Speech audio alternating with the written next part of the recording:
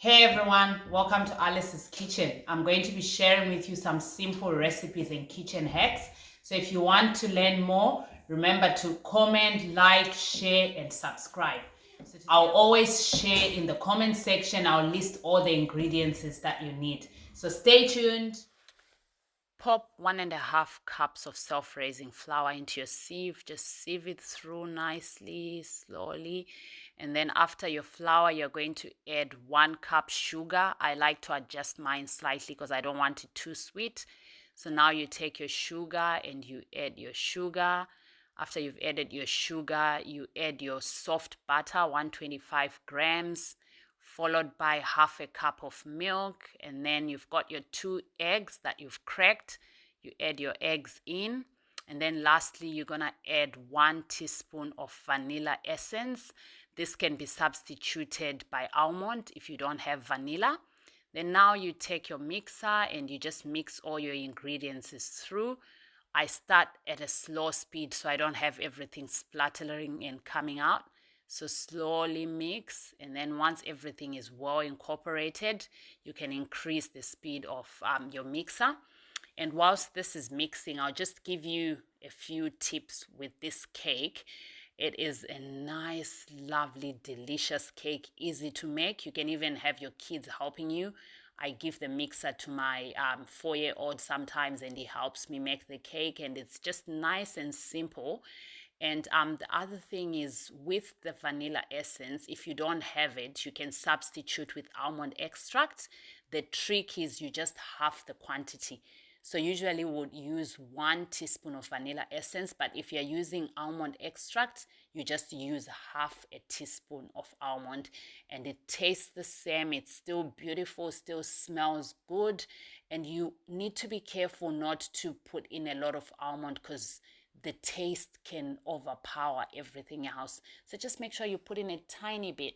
And then once your mixture is all done, it's smooth, you've got that butter, and then you want to line up your baking tin. I've got a rectangle one. You cut up your parchment paper using a kitchen scissors. If you don't have a rectangle tin, you can use a round, but usually the standard is to use a rectangle one like I am doing. So you cut up your parchment paper, line up your baking tin, and now you want to pour in that butter. As you can see, it's nice. It's got that pale yellow color, and I tell you, this cake is going to be moist and delicious.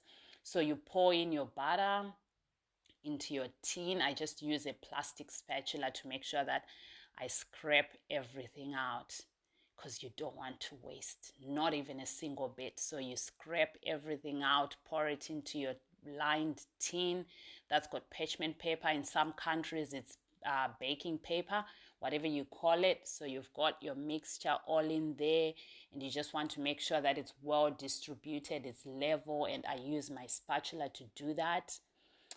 And then there you have it. This bad boy is about to go into the oven, and I can't wait for it to come out so I can just enjoy the deliciousness whilst I'm sitting and watching my favorite show. So now you've got your oven. It's supposed to be preheated to 180 degrees, and it differs according to the ovens. I use mine top and bottom with a fan on. So depending on your oven, you know your settings, and you want to pop your cake in. Make sure it's sitting right in the middle when it goes into the oven. There you go, and it's going to be in there for about 30 to 35 minutes, depending on the oven, it varies. So from 20 minutes, I would say just start checking to see if your cake is still okay, because you don't want it to stay in there too long and you don't want it to burn. And if you're not sure whether it's cooked through, you can just use your cake tester.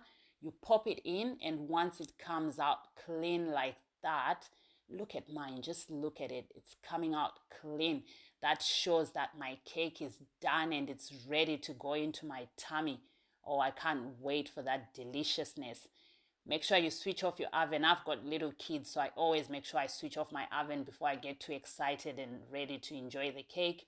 So now you just pop it to the side, let it cool in the tin for about 10 minutes before you take it out.